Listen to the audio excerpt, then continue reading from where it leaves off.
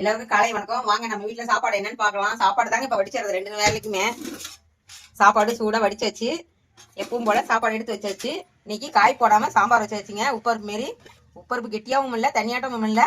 நம்ம காய் போடாம இன்னைக்கு சாம்பார் வச்சாச்சு. ரசம் வச்சிருக்கு. அதுலயே பருப்பு தண்ணி எடுத்து ரசம் வச்சிருக்குதுங்க. பருப்பு தண்ணி நம்ம பருப்பு வைக்கும் போது எடுத்து வச்சோம்னா நல்லா கம்ம வாசமா இருக்கும் ரசம். பீட்ரூட்டு சீவி போட்டு பொரியல் பண்ணியிருக்கிறேங்க. சீவி பொரியல் பண்ணியாச்சு. இன்னைக்கு ஸ்பெஷல் என்னன்னா நம்ம கருவேப்பிலை பச்சையாவே அரைச்சிருக்குதுங்க. கருவேப்பிலை, கொஞ்சம் வர கொத்தமல்லி, வரமிளகாய், புளி, உப்பு, 2 சின்ன வெங்காயம், பூண்டு எல்லாம் வச்சு நல்லா நைஸா அரைச்சி நல்லா ஒரு துவையல் பண்ணியிருக்குதுங்க. சுட சுட சாப்பாடுக்கு நல்லா இருக்குங்க. கருவேப்பிலை துவையல் பச்சையாவே எல்லாமே பச்சையா அரைச்சிருக்குதுங்க. நல்லா இருக்கும். இந்த மாதிரி நீங்களும் அரைச்சி பாருங்க. என்னென்னா கருவேப்பிலை நல்லா கழுவி எடுத்து வச்சுக்கணும். கொஞ்சமா ஜீரகம், அப்புறம் வர கொத்தமல்லி, சின்ன வெங்காயம், பூண்டு 2, புளி, உப்பு இதெல்லாமே வச்சு நைஸா அரைச்சி எடுத்து நம்ம சாப்பாட்டுல போட்டு சாப்பிட்டோம்னா அவ்வளவு டேஸ்டா இருக்குங்க. இந்த மாதிரி நீங்களும் செஞ்சு பாருங்க.